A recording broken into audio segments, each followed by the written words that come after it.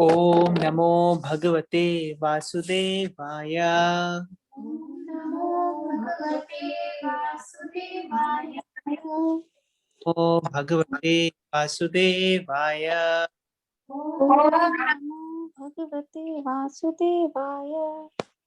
नमो भगवते वासुदेवाय। ओम नमो भगवते वासुदेवाय। नारायण नमस्कृत्य नरं चैव नरोत्तमं देवीं सरस्वती व्यासं ततो जयमुदीरये। नष्टप्रायेषु भद्रेषु नित्यं भागवत सेवया भगवती उत्तम श्लोके भक्तिर्भवति नैष्टिकी। कृष्णाय वासुदेवाय देवकी नंदनाय च नंदगोपाकुमाराय गोविन्दाय नमो नमः। नमः ओं विष्णुपादाय कृष्णप्रेष्ठाय भूतले श्रीमते भक्तिवेदांता स्वामिने नामिने। नमस्ते सरस्वती देवे गौरवाणी प्रचारिणे निर्विशेष शून्यवादी पाश्चात्य देशतारिणे। ओम अज्ञानतिमिरन्दस्य ज्ञानञ्जनशलाकया चक्षुरुन्मिलितं तस्मै श्रीगुरवे अथ संध्यायाम् संध्यायाम् दास्यु प्रायेषु राजसु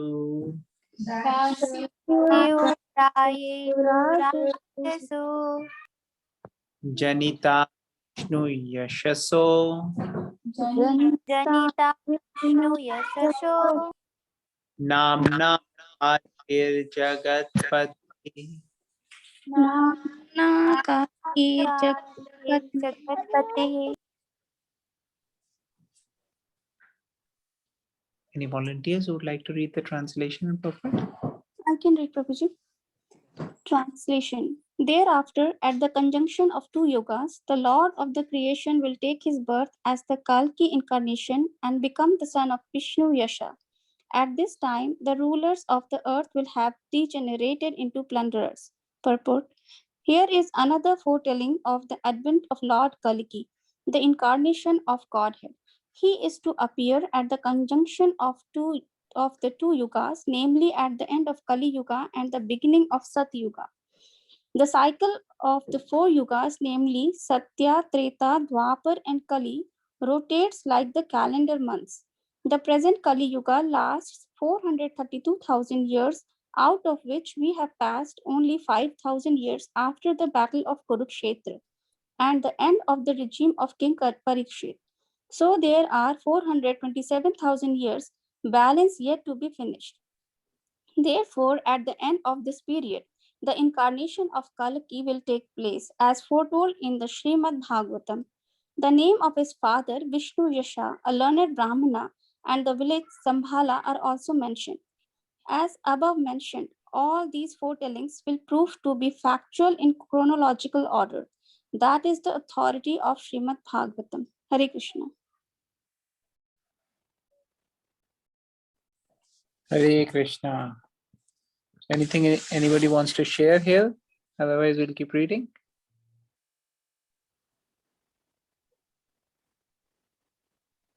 Anybody wants to read the Sanskrit? Yes.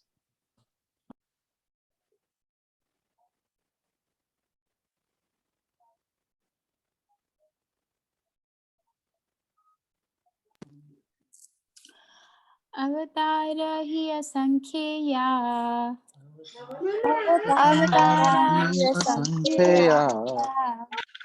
हरे सत्त्वनिधे द्विजाः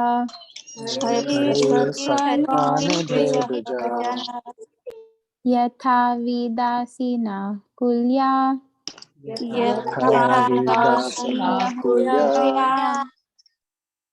सरसस्यु सहस्रशः Can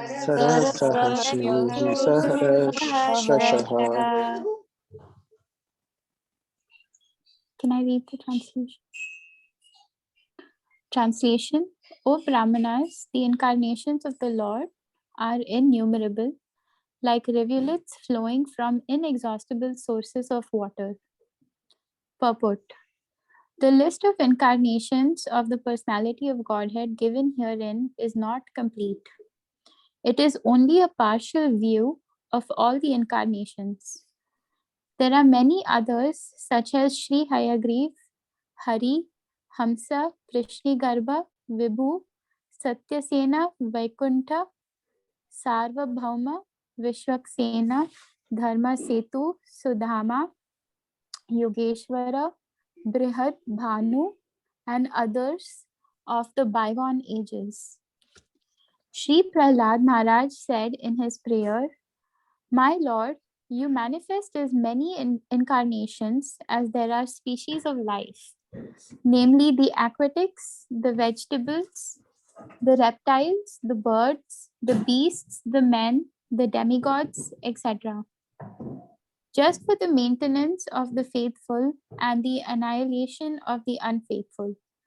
You advent yourself in this way in accordance with the necessity of the different yugas.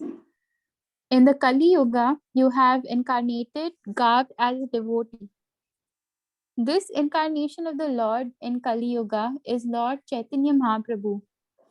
There are many other places, both in the Bhagavatam and in other scriptures, in which the incarnation of the Lord as Sri Chaitanya Mahaprabhu is explicitly mentioned.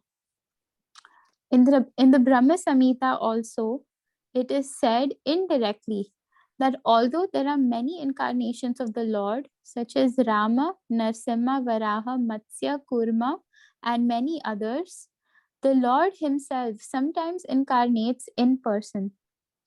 The Lord Krishna and Lord Sri Chaitanya Mahaprabhu are not therefore incarnations, but the original source of all other incarnations. This will be clearly explained in the next shloka. So the Lord is the inexhaustible source for innumerable incarnations, which are not always mentioned. But such incarnations are distinguished by specific extraordinary feats which are impossible to be performed by any living being. That is the general test to identify an incarnation of the Lord, directly and indirectly empowered. Some incarnations mentioned above are almost plenary portions. For instance, the Kumaras are empowered with transcendental knowledge. Sri Narada is empowered with devotional service. Maharaj Prithu is an empowered incarnation with executive function. The Matsya incarnation is directly a plenary portion. So the innumerable incarnations of the Lord are manifested all over the universes constantly, without cessation, as water flows constantly from the waterfalls. Hare Krishna. Hare Krishna. So anybody wants to share anything from this? So the point is that Lord has many, many incarnations and basically the avatars. And these are just some of them listed. So we'll go to the next shloka. And Lord Krishna is same as Lord Chaitanya Mahaprabhu and all the other are avatars. Any volunteers? Prabhuji, can I read? Yes, Maharaj. Rishyo manavo deva.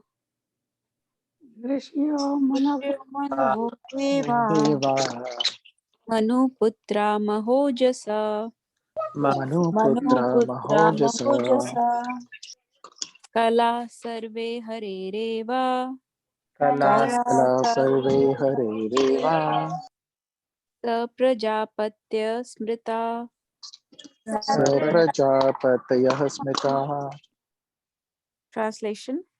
All the rishis, manus, demigods, and descendants of Manu, who are especially powerful, are plenary portions or portions of the plenary portions of the Lord. This also includes the Prajapatis. Those who are comparatively less powerful are called Vibhuti, and those who are comparatively more powerful are called Avesha incarnations.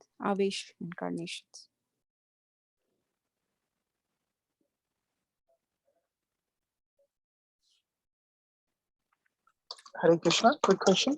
Have we talked about Prajapatis? Like who is Prajapati? And Prabhuji explain please. Yes, Prabhuji. So Prajapati is basically those who come. So Lord Brahma, he gives rise to initial living entities, and they have the service to populate the whole universe. So for populating the whole universe, there are Prajapatis. They have such powers that when they have to give rise to next generation, a progeny, then the children are not born like one at a time. At one time, they have a potency of giving rise to thousands and thousands of other living beings. So, for example, Daksh Prajapati. Daksh.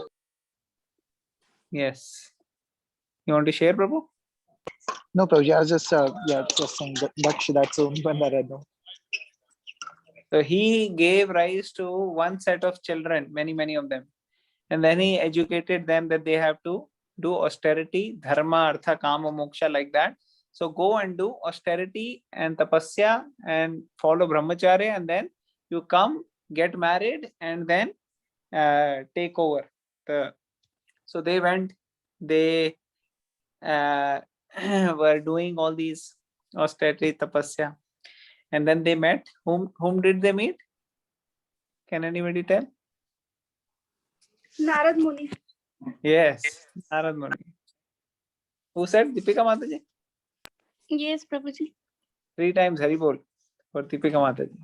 Hari. Hari bol. So, so they actually met Narad Muni, and then what happened? Mataji, can you tell? He educated them in the Krishna Bhakti, and then they all became renounced. Yeah, so they all decided, okay, then now we are not going to go back and marry. So then Daksha was very upset. He's like, oh my God. I was expecting them to come. So then he gave rise to another set of many children. Then they send again, okay, you do tapasya, and then they'll follow the brahmachari life. So they were doing all these things. And then again, whom did they meet? Narad Muni. Narad Muni again. So then Narad Muni started telling, Arey, what are you guys doing? You are thinking about going, see your brothers, they are enjoying, having fun here, doing Krishna consciousness. So then they thought, oh, why should we miss out? They also decided they are also not going to marry. So like that, there are Prajapatis who have such service. Okay. All right. Who will read next? Next is 28, right? This is a famous shloka. This is the most famous and important shloka here. So devotees can memorize this. Who will recite? And recite, Prabhuji. Okay. Yes. Ite chamsa kalapumsa.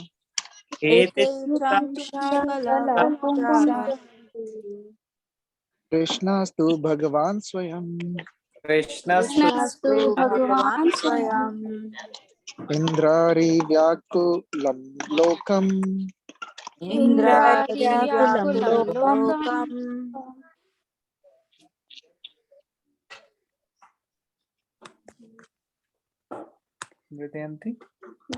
Mridayanti Yuge Yuge.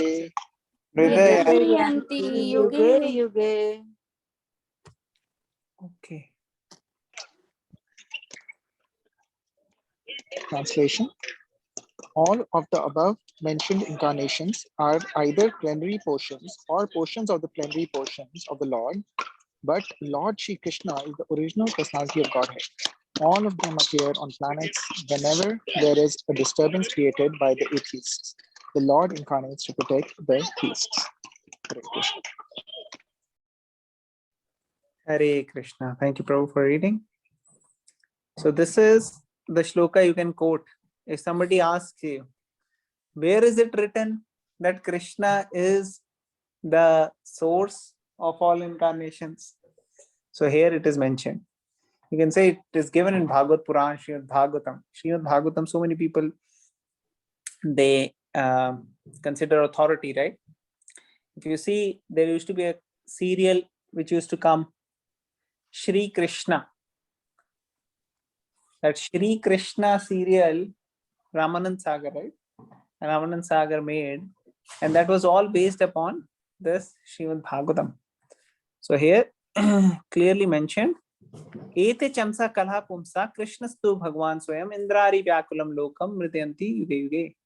All of the above mentioned incarnations are either plenary portions or portions of the plenary portions of the Lord, but Lord Shri Krishna is the original personality of God. Krishnastu Bhagwan Swayam. And when there is disturbance created by the atheists, then they come to protect the theist. Okay, who will read the purport? I can do that, Prabhuji. Yes, ma'am. Purport. In this particular stanza, Lord Sri Krishna, the personality of Godhead, is distinguished from other incarnations. He is counted amongst the avatars incarnations because out of his causeless mercy, the Lord descends from his transcendental abode. Avatara means one who descends. All the incarnations of the Lord, including the Lord himself, descend to the different planets of the material world, as also in different species of life to fulfill particular missions. Sometimes he comes himself, and sometimes his different plenary portions or parts of the plenary portions or his differentiated portions, directly or indirectly empowered by him, descend to this material world to execute certain specific functions. Originally, the Lord is full of all opulences, all prowess, all fame, all beauty, all knowledge, and all renunciation. When they are partly manifested through the plenary portion or parts of the plenary portions, it should be noted that certain manifestations of his different powers are required for those particular functions. When in the room small electric bulbs are displayed, it does not mean that the electric powerhouse is limited by the small bulbs. The same powerhouse can supply power to operate large-scale industrial dynamos with greater volts. Similarly, the incarnations of the Lord display limited powers because so much power is needed at that particular time. Hare Krishna. Shall I continue, Prabhuji? Sure. For example, Lord Parashuram and Lord Narasimha displayed unusual opulence by killing the disobedient Kshatriyas 21 times and killing the greatly powerful atheist Hiranyakashipu. Hiranyakashipu was so powerful that even the demigods in other planets would tremble simply by the unfavorable raising of his eyebrows. The demigods in the higher level of material existence many times excel the most well-to-do human beings in duration of life, beauty, wealth, paraphernalia, and all other respects. Still, they were afraid of Hiranyakasipu. Thus, we can simply imagine how powerful Hiranyakasipu was in this material world. But even Hiranyakasipu was cut into small pieces by the nails of Lord Narasimha. This means that anyone materially powerful cannot stand the strength of the Lord's nails. Similarly, Jamadgyana displayed the Lord's power to kill all the disobedient kings powerfully situated in their respective states. The Lord's empowered incarnation, Narada, and plenary incarnation, Varaha, as well as indirectly empowered Lord Buddha, created faith in the mass of people. The incarnation of Rama and Dhanvantari displayed his fame, and Balrama, Mohini, and Vamana exhibits his beauty. Dattatreya, Matsya, Kumara, and Kapila exhibited his transcendental knowledge. Nar and Narayan Rishis exhibited his renunciation. So all the different indirectly or directly empowered incarnations of the Lord manifested different features. But Lord Krishna, the primeval Lord, exhibited the complete features of the Godhead. And thus it is confirmed that he is the source of all other incarnations. And the most extraordinary feature exhibited by Lord Sri Krishna was his internal energetic manifestation of his pastimes with the cowherd girls.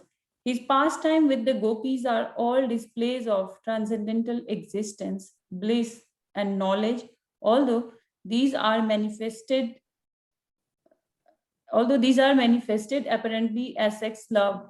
The specific attraction of his pastimes with the gopis should never be misunderstood. The Bhagavatam relates these transcendental pastimes in the 10th canto, and in order to reach the position to understand the transcendental nature of Lord Krishna's pastime with the gopis, the Bhagavatam promotes the student gradually in 9 other cantos. According to Srila Jiva Goswami's statement, in accordance with authoritative sources, Lord Krishna is the source of all other incarnations. It is not that Lord Krishna has any source of incarnation. All the symptoms of the supreme truth in full are present in the person of Lord Sri Krishna, and in the Bhagavad Gita, the Lord emphatically declares that there is no truth greater than or equal to himself. In this stanza, the word Swayam is particularly mentioned to confirm that Lord Krishna has no other source than himself. Although in other places, the incarnations are described as Bhagwan because of their specific functions. Nowhere are they declared to be the Supreme Personality. In this stanza, the word Swayam signifies the supremacy as the Sammam Bonam. Hare Krishna. Hare Krishna.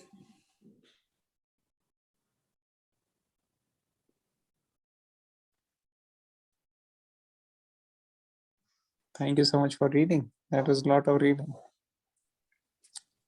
Okay, so maybe we can stop and discuss a little before we read the other last paragraph. So can anybody share one point from what we read so far? 1, 2, 3 points, whatever.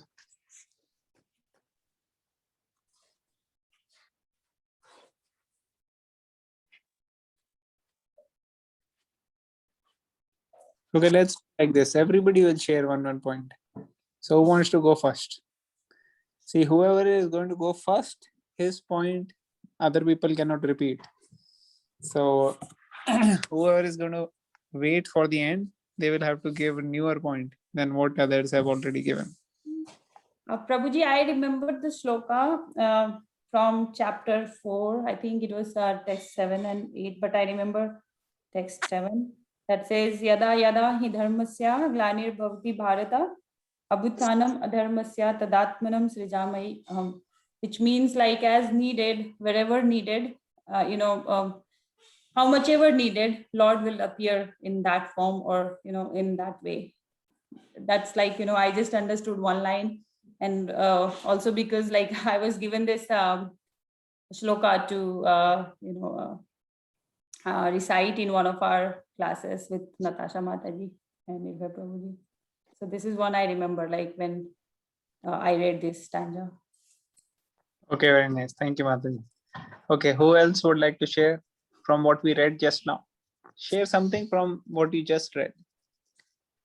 The translation or purport.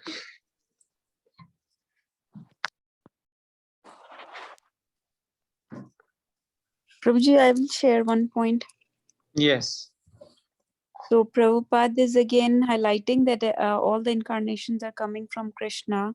Like you said, so this shlokas mentions that Krishna is the Swayam, Bhagwan Swayam. So the original personality of Godhead and is the source of all incarnations. And he gives the analogy of the bulb and electricity, that we should not think that the bulb is everything.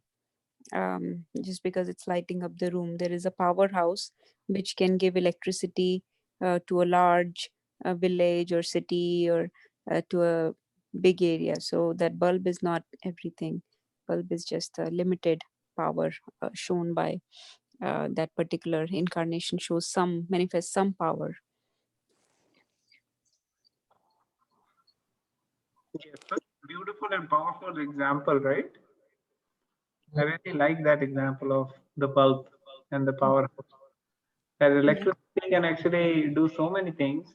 Just because the bulb is, limited to giving light to a particular corner of the room doesn't mean that that is the only potency it has. Similarly, particular incarnation may be doing a particular purpose, but that doesn't mean that that is the power of God limited to only that.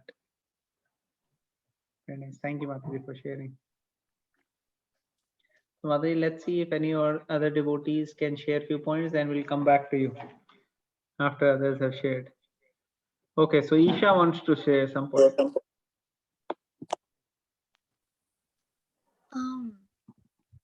I'm not really I kind of missed what the person who was just talking before, because I had to go, because I got kicked out for a sec. So could she repeat it real quick, because So I we'll come. didn't hear what she. No problem. We'll come to her. First, we are asking question. Can you tell one point from whatever you heard so far today?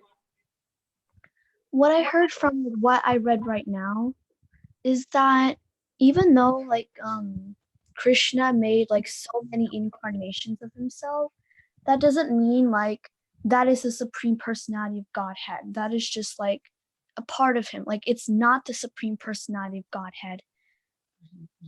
It's not Krishna himself. It's just So who is the supreme personality of Godhead then? Krishna and Vishnu. Yes. So Vishnu, yes, but actually here all these are Vishnu only. All these names which are mentioned, avatars, they are all Vishnu. But all of them are not necessarily coming and displaying the potency completely. But when Krishna comes as Lord Krishna or Lord Chaitanya, he actually has his complete potency. You see, the others, they are having a particular purpose for which they are coming, and they come to execute that. But they, like Ved Vyas, he doesn't show his his four-handed form, or Kapila didn't see, So all the other incarnations, they have different purposes. Does it make sense? Yeah, thank you. That's what Mataji also said, more or less. Right, Mataji? Natasha Mataji? Yes, Prabhuji. Okay. Now who's gonna go next?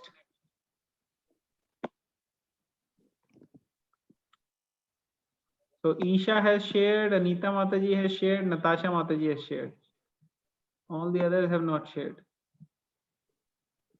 Okay, so we'll go alphabetically from the last. Okay, Neelam Aunty wants to share first. We'll finish hers and then go next. Hare Krishna. Hare Krishna. It is understood that Sri Krishna is the supreme Godhead himself by the features he exhibited, which the others could not exhibit, like they had some specific purpose and some specific feature, other incarnations. But Sri Krishna had all the features, like he was the most famous, the most renunciate, the most beautiful, the most knowledgeable. That is one thing. And secondly, he could expand himself, like in his pastime with the gopis, he could take so many forms. The others could not do this. So he is the Supreme Personality of Godhead himself, the complete God. Hare Krishna. Thank you. Very nice. So here Prabhupada has also given specific examples. Which examples are given here by Prabhupada? Who will tell? Those who have not shared so far. Unmute करके बोल दो. Okay. Hiranyakashipu, as he was so powerful, but लेकिन भगवान के आगे एक उनके nail के में इतनी स्ट्रेंथ है जो कि उससे डिस्ट्रॉय कर दिया उन्होंने. And Hiranyakashipu himself was so powerful that even his raise of his eyebrows, the demigods were trembling. So it's not ordinary. So see, these are the points which are so important. Like for example, gives you an insight of what's going on in the mind of Prabhupada. When Prabhupada comes to the Western world, generally we see people who come to in front of Westerners, Indians, they will be timid, shy, they'll be like thinking, oh, India is so poor, backward, this, that, and they will have some inferiority complex. They will really not be able to have a mindset of having compassion on the Westerners. Why? They will be thinking, oh, why compassion on them? They have everything. We should have compassion on the Indians. But those are foolish people. That's why Prabhupada is different. Because Prabhupada, he had compassion on the Westerners also. Whether they are Indians or Westerners, in his eyes, they were all worthy of compassion because they were all suffering. Prabhupada could see the suffering. And because he was so much fixed in the scriptures, he did not get deceived by all this nice technological advancement, a lot of power and money display, whether it's America or whether it's UK, any of these countries who are very, very technologically advanced powers, or some rich person, big rich people were there. Prabhupada always was not hesitating in saying the truth. He will say what is the right thing. He will not hesitate. And this is because he could see from the Shastras that even in the past, Hiranyakashipu was so powerful, Ravan is so powerful. So even now, if somebody is more powerful, that does not necessarily give them any edge. Such things do happen by the arrangement of the Lord. Sometimes the demons do become powerful. But that is something which cannot deceive a pure devotee. A pure devotee is always fixed in knowledge. So Prabhupada was never be able to get into any trap. In fact, big people, philosophers, scientists, doctors, researchers, they used to come and discuss with Prabhupada, take his interview, ask questions, have debates, discussion. And Prabhupada was able to very strongly put forward the arguments of the Vedic scriptures and answer all their questions, and actually many times defeat them. So how he could do it? Because he had full faith in the scriptures. He had the full understanding of the scriptures. He had the full knowledge, and he had that expertise of being able to share it with others. So that is how he even yesterday, I remember he was mentioning in one of the purports about the demons like Ravan and others. Sometimes they become powerful. That no way means that we have to compromise on our principles. That's not what he said, but he was mentioning that they become powerful and they take over the machinery. of the structure of functioning of the system. So he was never getting influenced into thinking, oh, maybe, you know, we should bow down or compromise in our philosophy because of that. Very, very straightforward, fixed. That was a beautiful point here. So he is giving example of Lord Narasimha as well as Parshuram. So Parshuram, also called as Jamdagnya, son of Jamdagni, right? If I remember correctly, I think that's what it is. So he had the power to kill all the kings 21 times. So that was a particular purpose for which Parshuram came. Or killing of Hiranyakashipu was a particular purpose for Narasimhadev to come. So those were the points. Okay. Who else would like to share?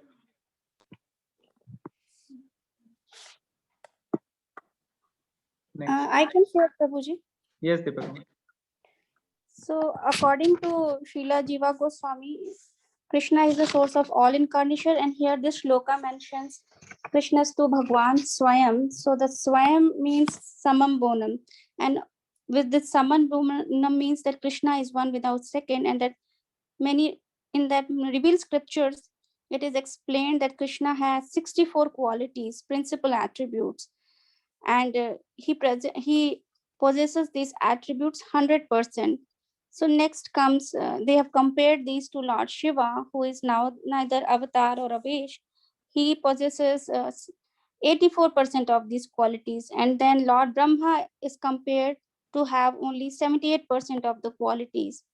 And then Prabhupada is mentioning here that the human beings who are like all the living entities are also like Brahma. So they also possess 78% of these qualities, but in lesser extent.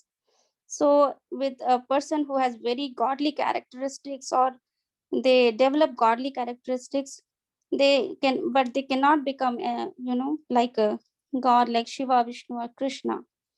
So at most they can come as near as Brahma. So here it is mentioned how Krishna is supreme to even Lord Shiva, Lord Brahma, with having all those 64 qualities 10%. Hare Krishna, Prabhuji. Hari Bol. So Deepika Mataji even explained the paragraph which we have not even read. Thank you, Mataji, for summarizing. I actually read it, Prabhuji, so I thought, with the phone I'm not able to see. No, Yeah. I understood. You Yeah, must I'm not able to see with the phone, so I thought maybe, Very I nice. should mention that point. Thank you. Okay, so here in the second last paragraph here, Prabhupada is saying, so this is a question for everybody. In the Bhagavad Gita, the Lord emphatically declares that there is no truth greater than equal to him. Which shloka is he talking about?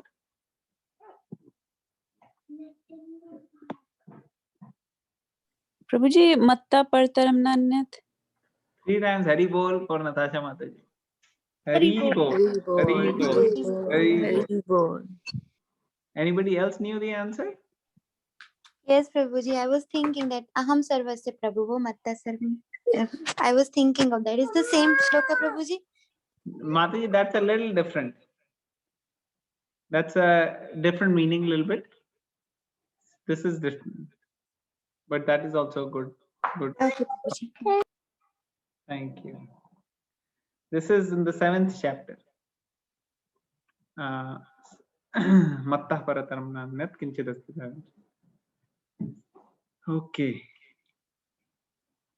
Who would like to share the next from what we discussed, we read in the translation and the first 3 paragraphs? Anything else anybody wants to share? Okay. So I think Nirmala Mataji wants to share. Mataji, go ahead.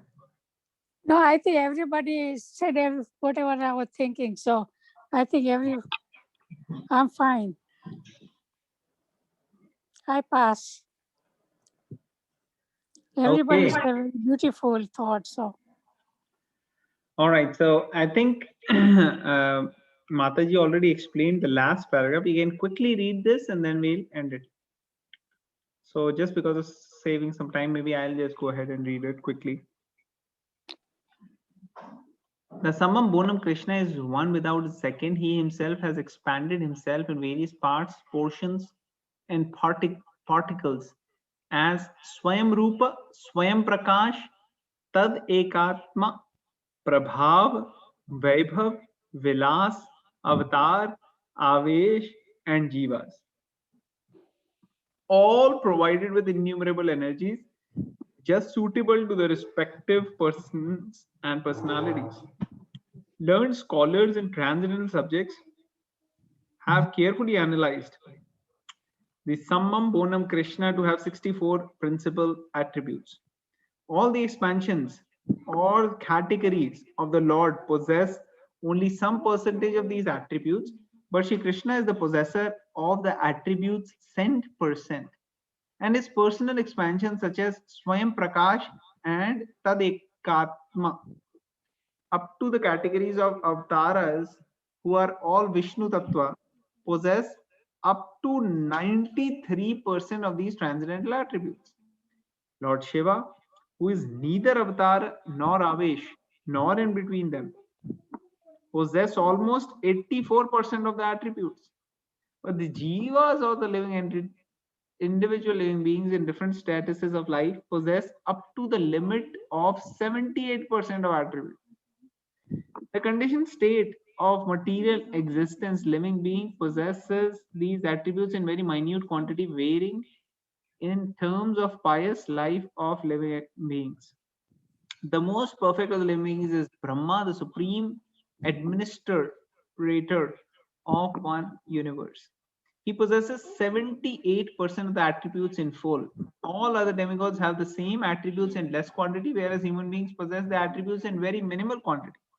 The standard of perfection for a human being is to develop the attributes up to 78% in full. The living being can never possess attributes like Shiva, Vishnu, or Lord Krishna.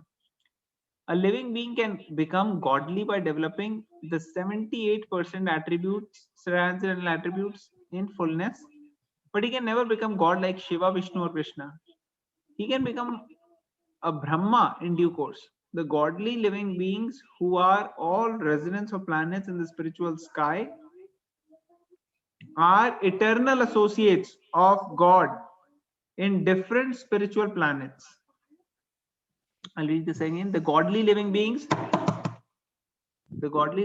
who are all residents of the planets in the spiritual sky are eternal associates of God in different spiritual planets called Haridham and Mahesham.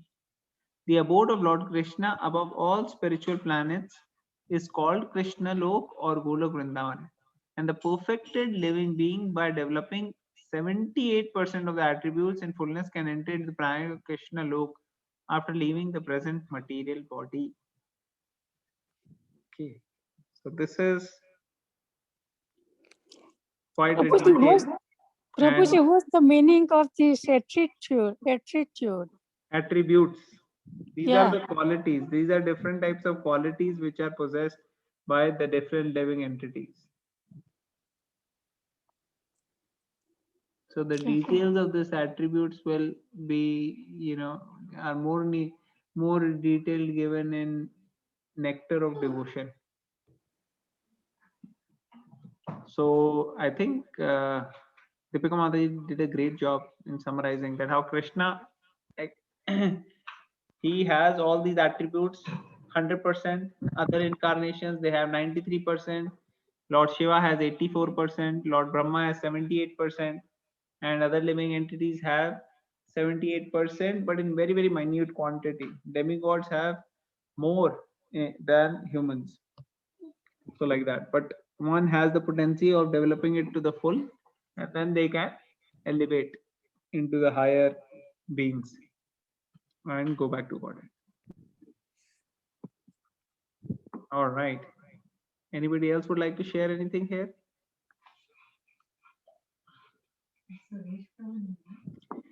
So tomorrow is a very auspicious day of Ekadashi. Everybody knew that? Tomorrow is Ekadashi? Yes, sir. Yes, Prabhu. So tomorrow morning we will, during the Japa conference, we'll try to do Mangal Aarti, so devotees can join for the Mangal Aarti, and then we will do our usual Japa. In Ekadashi we try to do more. Everybody is welcome for 32 round club. Try to chant 32 rounds tomorrow. Prabhuji, what time do you do Mangal Aarti? We'll start 6:30, Mataji. Okay. Okay, Yeah, thank it you. will be. It 5 will be. Yeah, that's why we do that, so that those who are in central time zone also, for them also it's possible to join. Okay. Hare Krishna. Srimad Bhagavatam ki jai. Jai. Shri Prabhupada ki jai. Jai. Hare Hare Krishna.